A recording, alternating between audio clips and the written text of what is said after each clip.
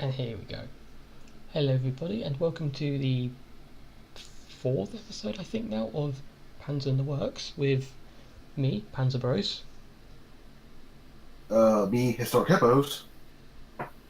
And me jumping in as a guest of sorts, Petango for the win, also known as Chiisai ichii. Link to his channel will be in the description if I remember, which hopefully I will. And today, if managed to gather from the title, will be about Megadimension Neptunia Victory Part 2, or just Neptunia V2. Originally released in 2015 with a recent VR version recently come out. Available for both PlayStation and PC, and you can kind of play it as your own thing without playing the previous ones, although knowing a bit about the characters would work as well. But all the favourites are here from the previous games, well, most of them anyway, and well, since it's Neptunia, everything is a reference, absolutely everything.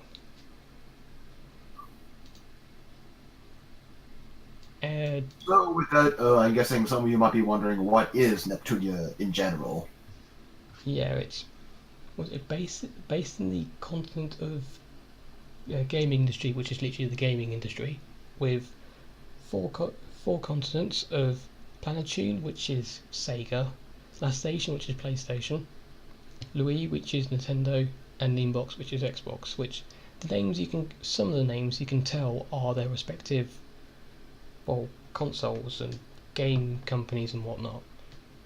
And each one is ruled over by a CPU, which is one of the pretty much goddesses of the land. They protect the people, in which here you have Neptune, which is the CPU of Planetune, which is named after the Sega Neptune, which became the Sega Saturn. You have Noir, the CPU of Last Station, which is black and French. Blonde, which is the CPU of Louis, which is white and French, and Vert, the CPU of Leanbox, green, which is green in French. And the CPUs are all consoles, and which ones are your favourites? I pick blonde. I would probably pick blonde as well. It's all up to you, HistoricHippos. My experience with Neptunia is mostly just restricted to V2 and the anime, but I might be tempted to go with Uzume. Ooh. Oh yeah, because Uzume hasn't been in the previous games, but it's the first time Uzume Tenobushi has been into a Neptunia game, and she's based off the the Sega Dreamcast. Yeah, the Sega Dreamcast, which the swirl pattern, the colours actually, another reference. The blue colour, which is the main villain of the game, which is you only know who they are. Kurume. You know they exist until the part 3 of the game, but there's a little bit before a foreshadowing of who they are. The blue swirl, that's the colour of the Sega Dreamcast swirl of within Europe. The orange is everywhere else, so they even managed to put a reference into evils and stuff. But yeah, not only there's the CPUs, but there's also the CPU candidates, which are handheld consoles. You have Netgear, which is for Planetune, which I don't know what I managed to gather from it is a prototype Sega handheld console which never really released onto market, but they did more plans to make it. The Sega Game Gear, I think it was called. Hence Netgear, yeah. Uni, which is the CPU candidate of Last Station, the PSP. Even her name actually comes from the discs. I don't know what the disc was called, but there's a certain name for the discs in which you put into the PSP, and that's where the name comes from. And finally, but not least, you have ROM and RAM, the CPU candidates of Louis, which are, the name's ROM and RAM. If anyone knows anything about computers, you know where they're from. But they're mostly based off, I would say, like the DS's and whatnot, because Nintendo is very famous for their handheld consoles. I think the ROM and RAM, both of them, they're twins because the DS has 2 screens, so that's what they're referencing to, I think. Oh yeah, yeah. And in case you've been paying attention, you'll notice that Leanbox does not have a CPU candidate because Xbox does not have a handheld counterpart. Yeah, which Microsoft wants Windows phones to be the next handheld console or something. uh, well, in previous game or whatever, there was like a phone continent thing just off it, so you never know. But but yeah, there's not only these characters as characters, but there's other ones which are generally appear in whatever, like IF, or as people call her, ichii and Compa, which they've just put their own companies into their own game. I just find that entertaining. Self-promotion. And you have recurring villains as well, but in this game they're not as higher up in terms of like how villainous they are compared to previous ones, like Al 4, which previously they were the main villain generally, but now they're kind of one below. Now they're like working for an even greater villain, which is Kirome.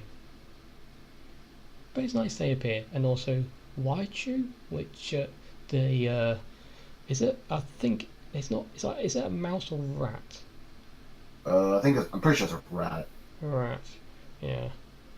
And some new villains which tend to good guys, I guess, towards the end. Steamax, which is like which is a reference to stealth marketing, and Afimiljas, the general, which both of them run Afimiljas anyway runs a blog, in part 2 of the in the game, which does give some interesting points, especially towards the end of the good ending, a way of publishing certain articles. Their job is basically fake news. Pretty much, yeah. And yeah, a lot of these new characters we're describing show up in Neptunia V2, and we should not forget the 4 new characters that also appear in the game. Oh yeah, Gold Third, which They represent the 4 AAA Japanese game companies like Konami, Capcom, Namco, and Square Enix. yeah. So you have C-Sha, S-Sha, K-Sha, B-Sha. Although S-Sha technically has E-Sha as well, so they're technically the same person, but it's something like that. Well, it's Square Enix. Before they were 2 separate companies and they merged, so that's what they're referencing to. Yeah, even because before Enix and Square joined together, Enix generally made like these RPGs and whatever, and how Isha talks, especially towards the end of ask a question which says yes or no, that's a reference to them as well, just the old games as well, which I found quite good as well. And also, cannot forget Umio, the Saitama fish. Yes, Uzume's partner. / emergency rations. Yes, he's a fish, so, but a very intelligent one, and one with words as well. And with a pretty manly voice. Yeah, still can't get over that, but he makes a very good tea as well. He does. Don't know how, because he can't stir, but there must be special fish spoons or whatever for him. But yeah. That's pretty much like the characters. Yeah, that's. We could go into depth, but it would take up time, and a lot of the references to character designs or names and references. Yeah, I'm pretty sure there are other sources that will provide you that. Yeah, there's a lot of characters which just appear once or twice, or occasionally appear, which in reference to other games, a series or whatever. Like I think you're forgetting one main one, that is Big Neptune. Oh yes, Big Neptune with the other Histora, which is Croix, yeah, I with think. with Korra, which is the was it Platoon, like you could call it. Are they like an oracle? I think it's an oracle which is supposed to take down history and just want to make history seem interesting by trying to blow it up. So and trying to work with Kurome, but Big Neptune was a very good and surprising addition to the game. Actually, did add kind of like a 4th dimension really to the overall Neptune, quote unquote, protagonist of protagonists. So hopefully we see another game with Big Neptune in it as well. So, because although it's technically Neptune just a little bit older, I would happily just have more conversation or just play more games with her. So. Also to mention, she's not a CPU because in her dimension, somebody else became the CPU of Planetoon instead of her. Yeah, and that entire different dimension, that was Rebirth 3. Correct me if I'm wrong. Rebirth 3 / the original Victory.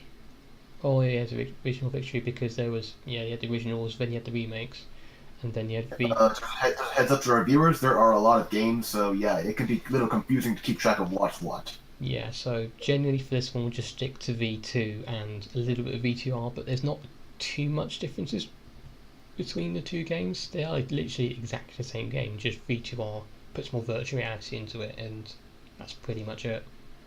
And you can live out your fantasies talking to anime girls. Yeah, in a special room, so with no one else in there. Anyway, onto the setting, which as we've mentioned before, it's gaming industry in the 4 nations in the continent.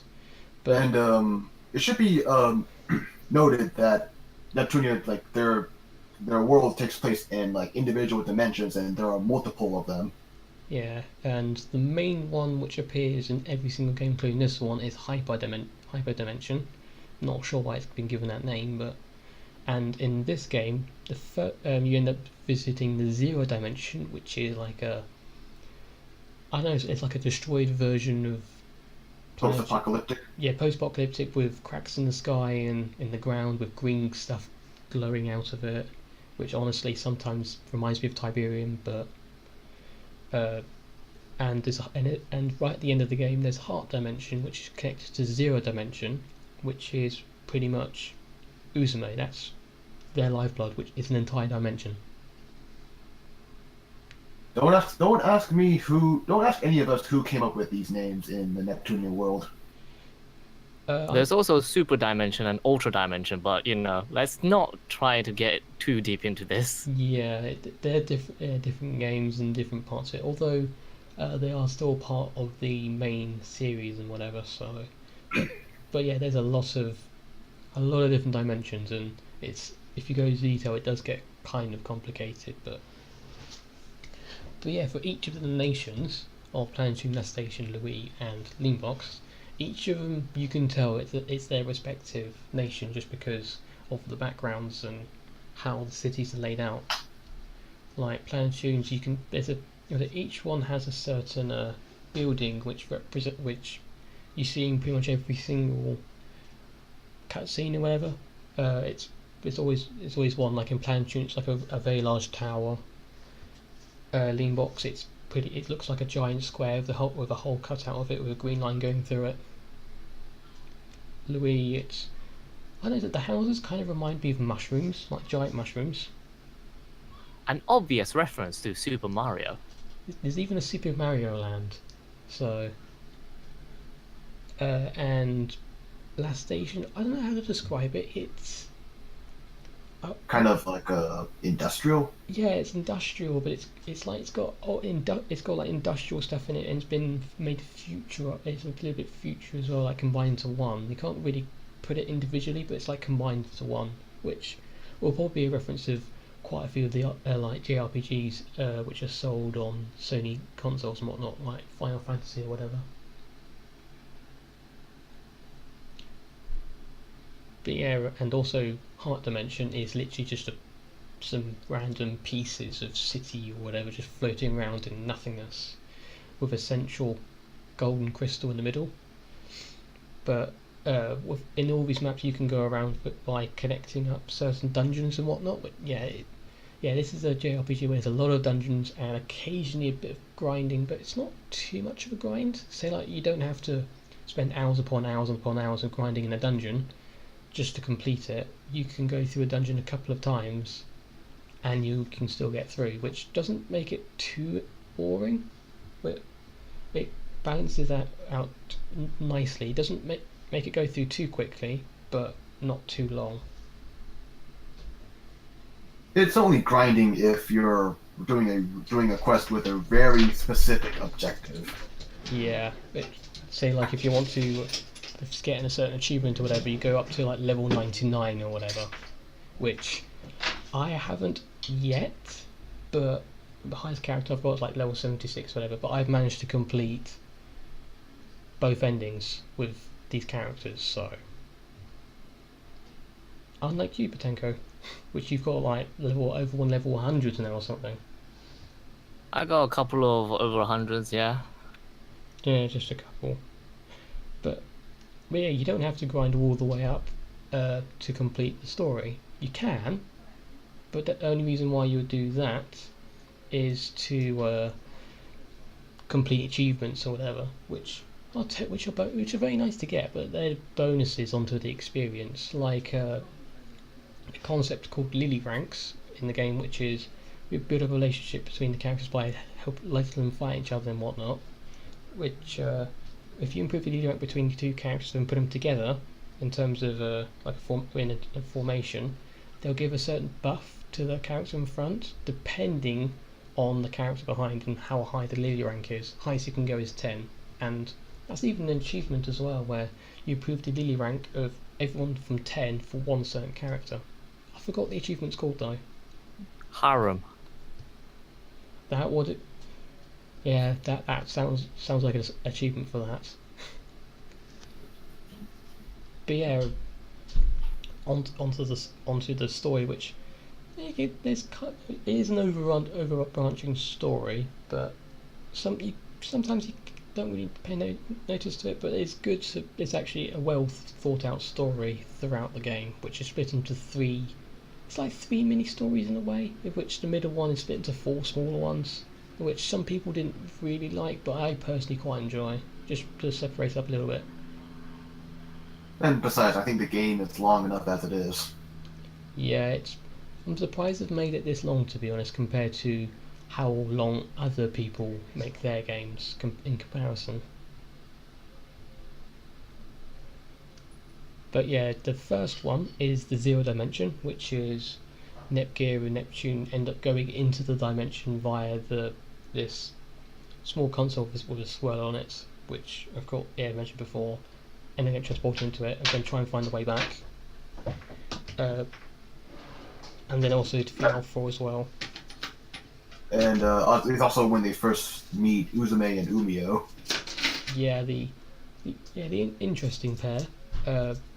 And also Uzume does have certain points where the voice changes or whatever, and like dreams up stuff, which ends up becoming a part, which ends up like happening in that dimension as well, which sometimes I find quite interesting, like finding some fresh milk and eggs in the middle of a post-apocalyptic land. Just visit a shop, oh they're here, just because they end up dreaming about it in a really high-pitched voice, which is the same voice as Orange Heart, which is the CPU form of Uzume.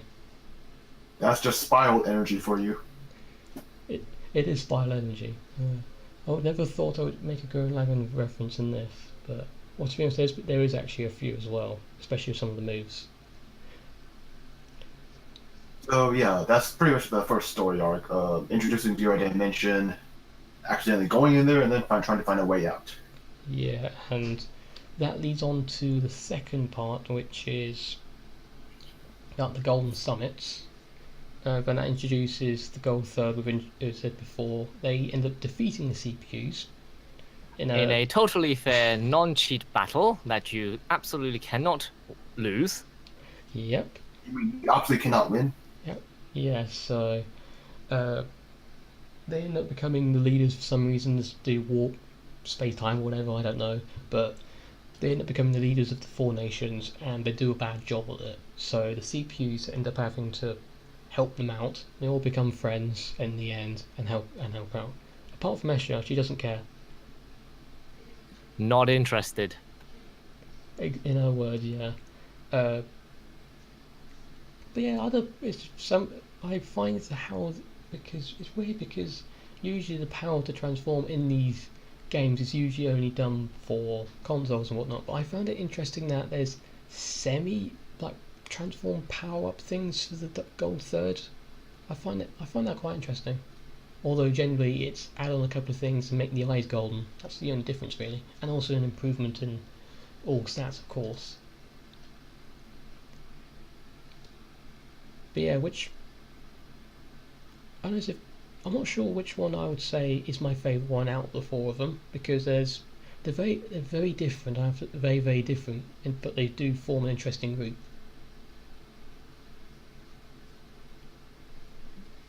I'll pick Isha if I had to pick.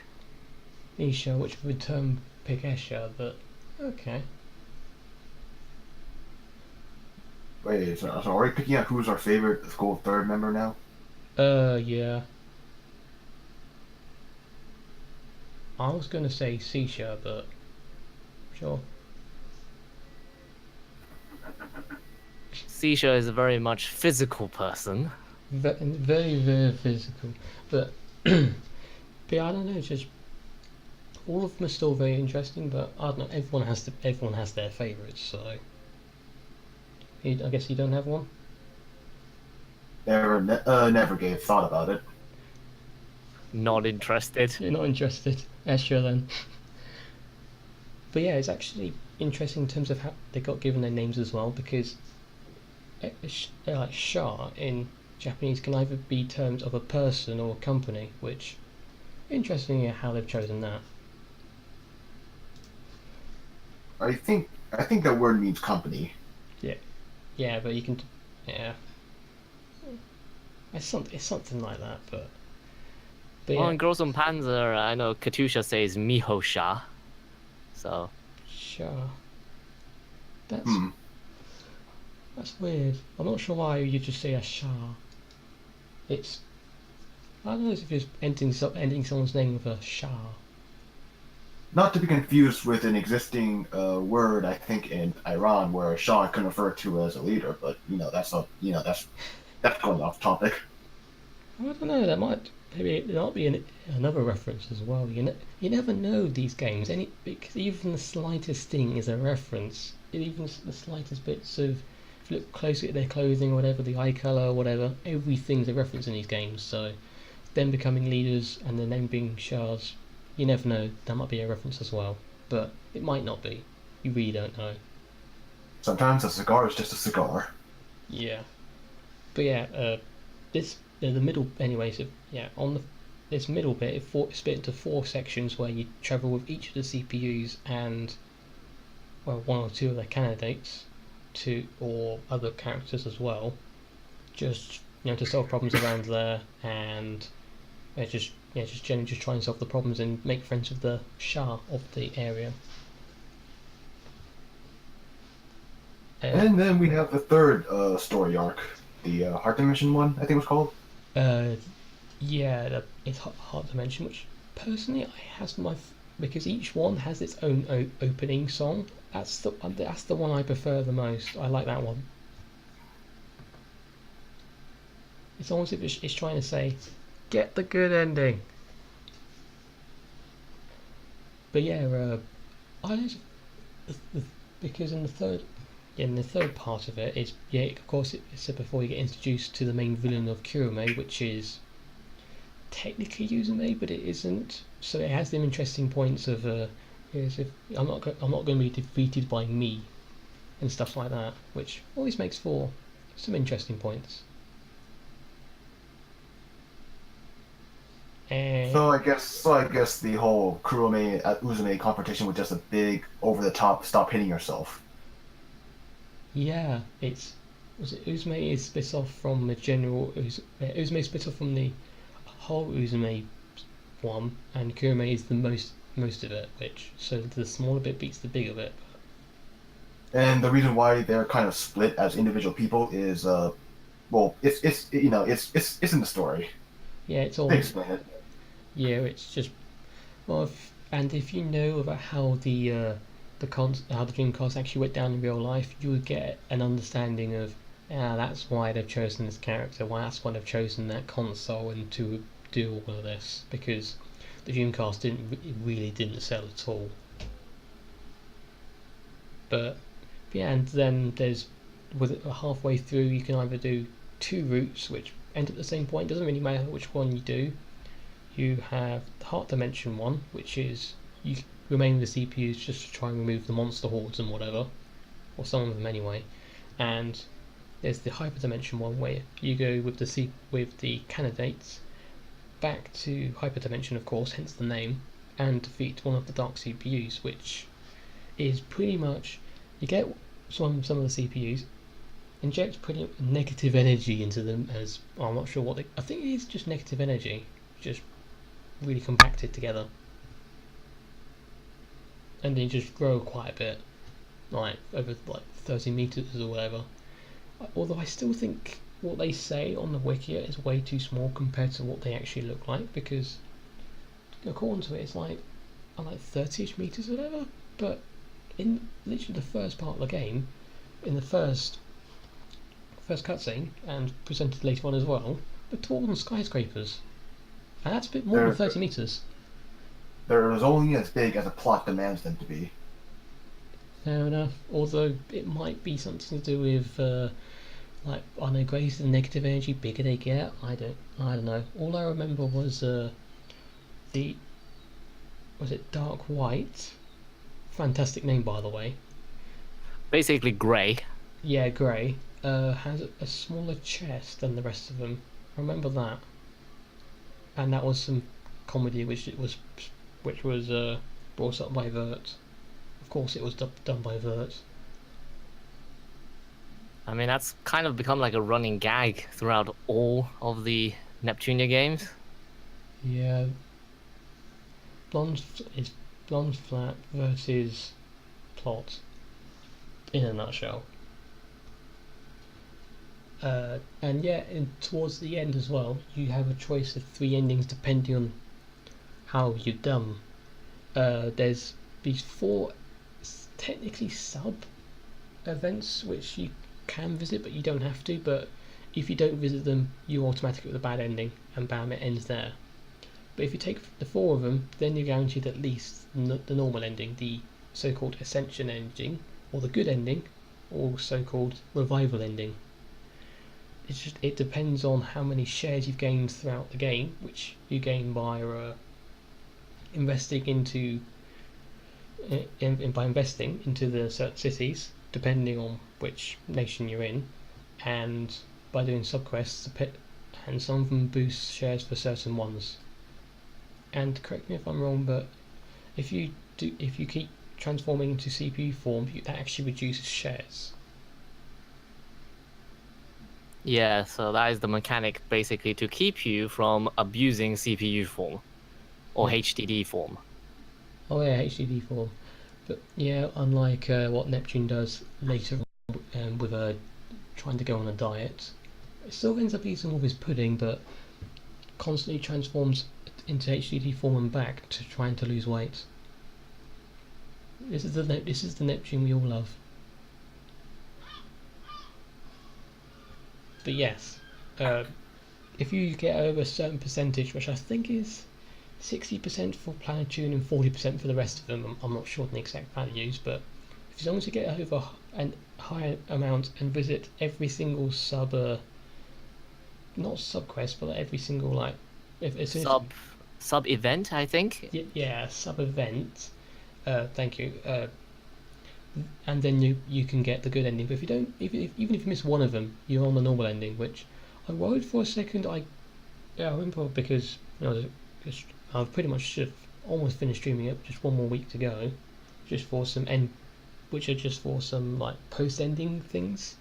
For quite a bit of the good ending, it's exactly the same as the normal ending, and then it's like, oh, if the Neptune says pretty much, I want the good ending, then runs back. And then I've got the good ending, not the normal ending. But for the rest of it, it's the same. So you think, oh no, I screwed up until that point, and it's like, oh, I've got the good ending. And that happened to me. I thought I screwed up at some point, and I got the normal ending until that bit happened. That caught me off as well. So lesson of the day: just do everything. Do everything. it's and especially because these games are famous for like halfway through or whatever saying a thank you for playing. Like they did it here as well at the end of part 2. It was starting with a thanks for playing or whatever, and it's hang on a minute, we've still got a bit to go. I'm not sure if they've done it for previous ones, but I remember them doing it here.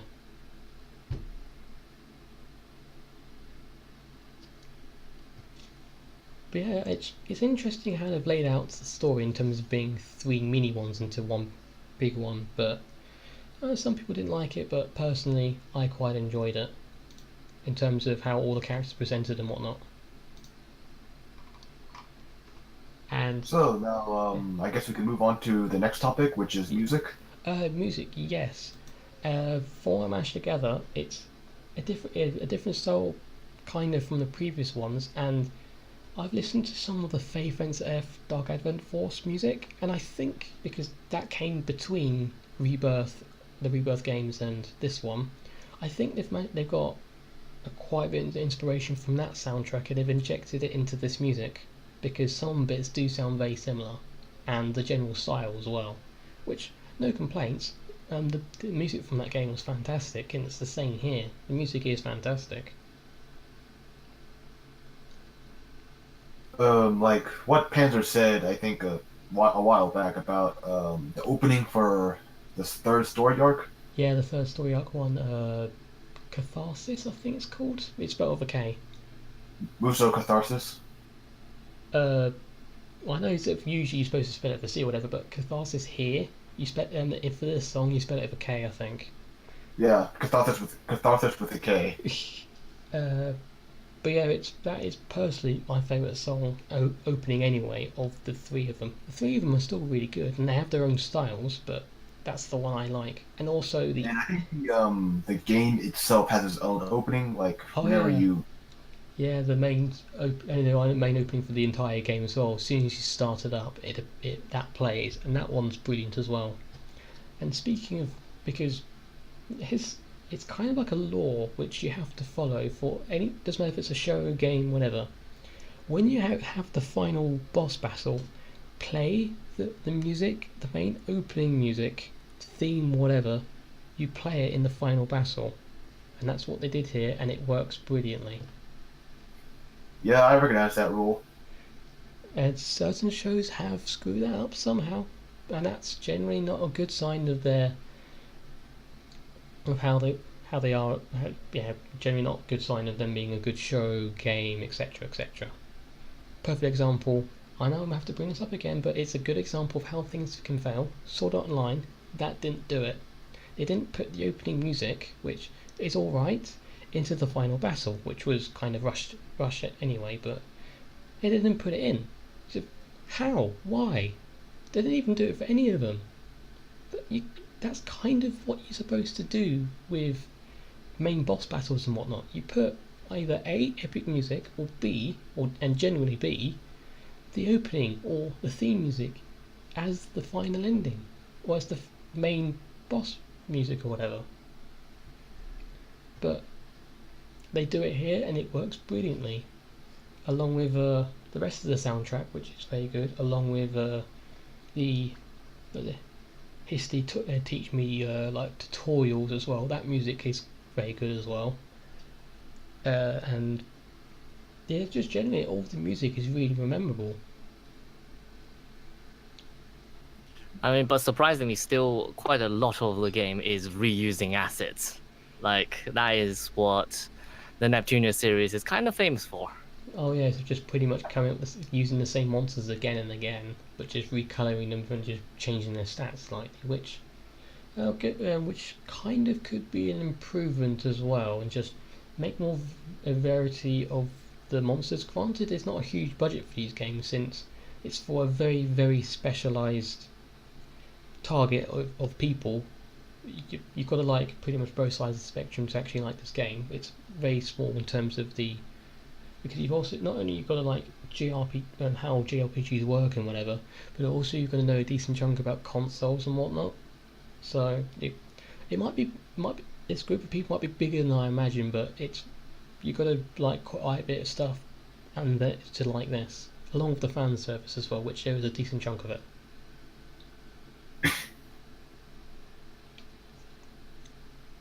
And the only other thing I can think of for improvement, which is weird for this, but it only doesn't really affect the Japanese dub one, but for the English dub there is quite a bit of dialogue which has no voice on it. Like there's quite a few important plot points or whatever between sometimes going to a dungeon, sometimes halfway through a dungeon, sometimes just sub ones or whatever. They don't have any voices on them, which personally doesn't really make it as interesting. Which if they put it in, it would have been a lot better, personally. I've never seen this. I've never seen the original Japanese version, so I'm not sure. Currently I'm like playing the Japanese version. Well, not the Japanese version, but Japanese voiced. And yeah, there is more dialogue that is spoken. But the thing is, there are still some minor events that are still not voiced. So it's not a fully voiced game, basically. Which is a shame, because certain parts of it would be very entertaining with these voices, which, to be honest, they're pretty much brilliant. They are brilliant. I'd say it's something to do with like time constraints, or like whether or not the actor wants to do them, because I don't know if it's just me, but it feels like Japanese voice actors are the ones who work a lot. Like sometimes they reprise roles for characters that they voiced a while ago, but they still deliver. Yeah, and it's just generally as for example, sometimes especially there's DLC for the game as well, not for the VR one, but for the normal one, which I've managed. It is DLC for new weapons and costumes as whatever, and new characters as well. Those characters do have voice actresses and whatnot, but in the actual scenes they are shown in, they don't have any, unless you're playing the Japanese one. But for the English one, there isn't, which is a shame, because some of the voices are actually brilliant. Like there's the main three which are added for DLC, main three characters. Although you can have Netgear, which is Netgear with funny face components. You can play as Umio as well, which kind of makes it weird when you also play as Uzume, and one of the special moves is like Umio Heaven, and you literally do a bombing run with Umios, and then they kamikaze into the enemy. Or when you have characters that's in your party, even though according to the story that they shouldn't be. Yeah, when you have extras, when you go through the game again, it makes it quite interesting. Like, I think in the second storyline you had Umio in your party this whole time, and yet in the third storyline when they return to Zero Dimension, they're like, "Oh, Umio, long time no see." It's like, Nepgear, Umio's been with you this whole time. Yeah, for the first half of it anyway, I just kept using Umio because the healing, because Umio in the game is very good at making tea, and that tea is very good for healing. It does 50% heals, and it costs barely any MP, which of course, since it's an RPG, has health points and so I'm not sure if it's just called MP here, but it is HP and MP pretty much. And there's also an EXE drive as well. They call it SP.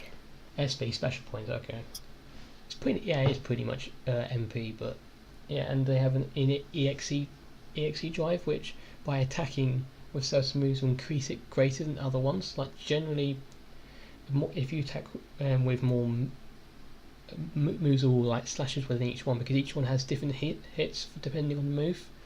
If you have one with more hits, it would increase the EXE drive quicker. That's with the three different types of moves you have: quick, normal, and power.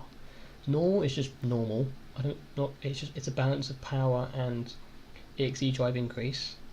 You have power, which focuses more on the power of the move, but less on increasing on the EXE. Or you have quick, which is less power but increases the EXE a lot. And if you reach, depending on how much you reach, you can do certain things. Like if you reach 1, you can do do HDD form or gold third form or use certain moves. Some special moves require 2, some of them 3 and 4. Sometimes you have a formation of 4. They sometimes require 3 or 4. And other stuff that you'd probably learn when you like actually play the game. Take the time to play the game.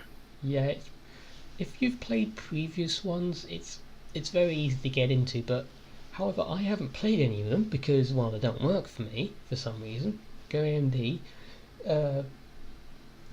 It took a bit of getting used to begin with, but it did help that I've already played Fae Friends AF Dark Advent Force, which it is done by the same company, and it's the same battle mechanics pretty much, which I think here in this game's got a little bit off as well in terms of some of the battle mechanics as well.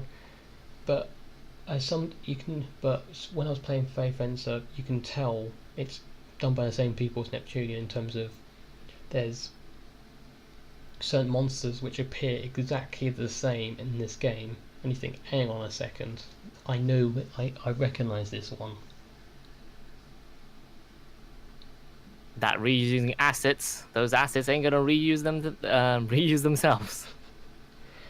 Yeah, which it's a shame, but to be honest, because the extent of the game and how big it is compared to other ones, which I was going to say compared to it, but there's nothing really can compare to this. I know I keep saying this on every single one of these, but nothing can really compare to these ones at all. You can compare other ones to, like for Gurren Lagann, you can compare other mecha ones to that. Here, nothing, pretty much barely anything comes close in terms of how much stuff there is in this and how to describe it.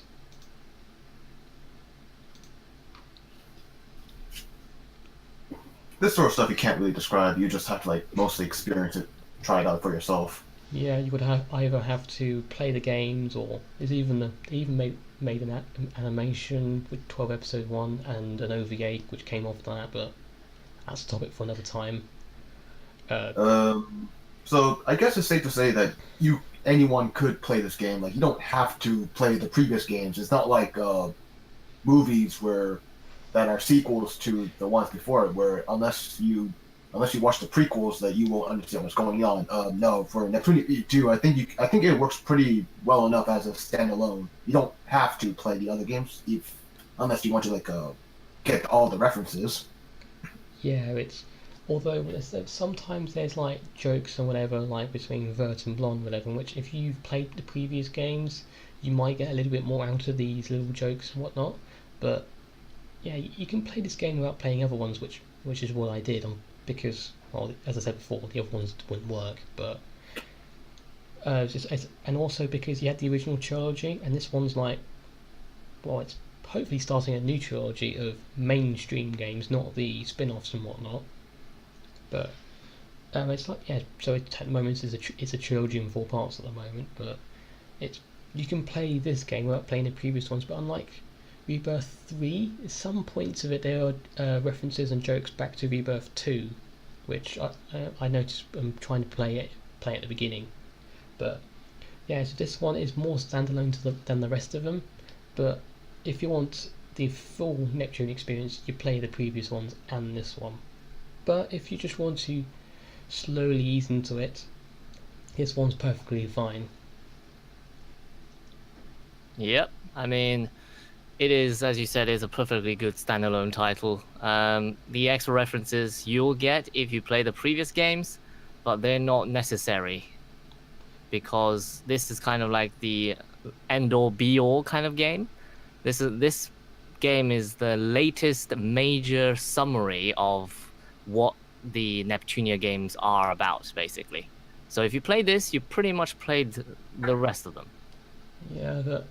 You've pretty much played all of them, because most of the characters do return for this one. But there are a few which don't return, like characters from the Ultra Dimension, or whatever. But they're from previous games. But yes, generally most of the characters from this universe do reappear for this one. So if you haven't played previous ones, you can start here and then you can work your way backwards, which is most likely what I'm going to do. But you don't lose anything from doing it.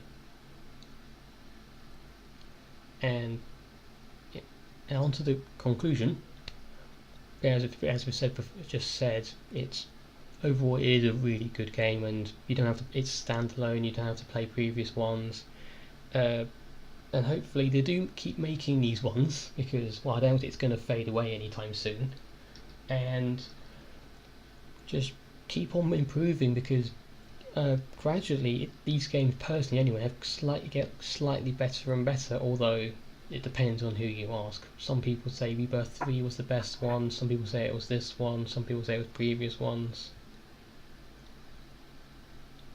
But yeah, just generally, it's a really good game.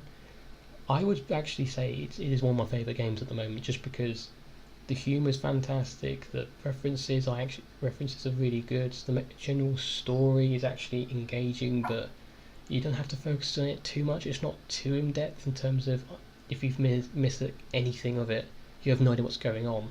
Unlike so many other JRPGs where it's so in depth and you missed a couple of lines of dialogue and you're completely lost. You have no idea what's going on.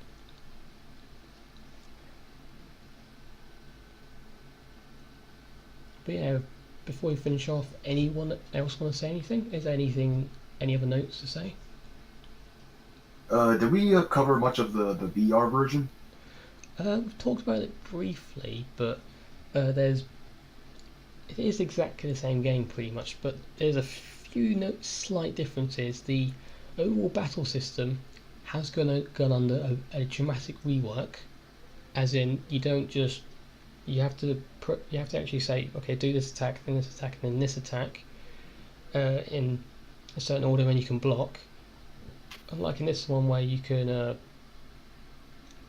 just select attack or whatever, or do a special move, and the new one is different in that aspect, but it still has the ichii drive, and majority of the moves still remain there.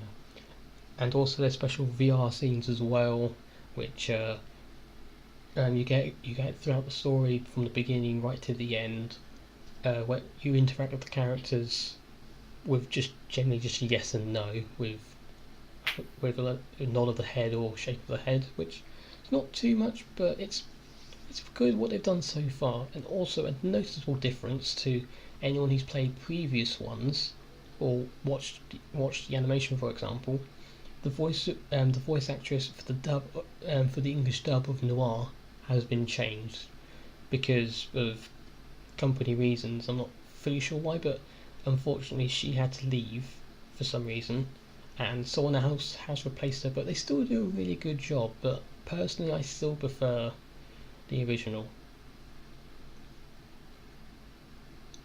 I don't think she even returned for the English version of Cyber Dimension Neptunia. No, she didn't. She's left the company for good now. She's not going to return. It was like a strike or something, but yeah, she left, gone forever. So it's kind of like Vert in this game, because the Vert in Megadimension's voice got changed as well. You see, because I haven't fully played the previous ones, I didn't know that. But is that a similar reason, or is it just left or something? No idea, but I basically when I started playing this, I immediately recognized that. Hold on a second, something's not right here. I don't recognize this voice. And this new voice for Vert, do you like it? Is it just as good as the previous ones? Is it worse, better? I don't know. The new voice kind of adds like a different tone and a different atmosphere around Vert. Unlike before, Vert is basically very much heavily, how should I put it? Very much into everything to do with BL, right? She's very excited about those things. She's not very calm. Whereas in this game, she has changed her kind of mood and aura, and now she's like this calm person that just like drinks tea, very elegant, things like that. Yeah, so that's interesting. So in other words, it's actually slight development of the character, but although I do know from one of the games, Leanbox did change quite a bit in terms of the structure of the buildings and whatnot. But It's interesting to know of the fact that one of the characters has changed quite a bit, but no one seems to have, well, people probably have noticed, but no one's complained about it, which I found interesting. Because Vert is one of the main four, although probably not the least well known, but the one you always pick, one you always name last, unfortunately. But everyone remembers Neptunia, of course, protagonists are protagonists. Blonde just because she's blonde and goes from calm to extremely angry within about 2 seconds, and Noir for having no friends. Rip Noir. Which, yet again, is another reference because to begin with, no one wanted to make any games for the PlayStation 3, but eventually everyone did, so the joke will probably end soon, unfortunately, but they might just keep it around. But yeah, anything else anyone wants to say, just to wrap this up? Nope. I think we covered everything that we need to cover. Yeah, by talking anything more into it would go heavily onto other games and whatnot, which is not kind of the main basis of this one, but I think we've managed to give a basic understanding of not only this game but the franchise as a whole. But if and when we talk about the other games, we'll probably go over characters a little bit, not too much, going back to this one and focus on other parts a bit more, but yeah, I think that's pretty much everything. And of course, for the people, if you've managed to get this far, well done. For the people listening and watching, if you haven't played this game, get it. Get it. Even if it was like, if you're not hugely interested in it, but you're still intrigued, wait for an offer, because these games do have fantastic offers when there are offers. Especially apart from the new ones, but especially. But for V2 later, well, V2 earlier, there are great offers when they do come around on Steam. But yes, that's pretty much it. I have been Panzer. And I'm HistoricHippos. I've been Pettanko for the win. And thank you for watching/listening, and see you all in a fortnight.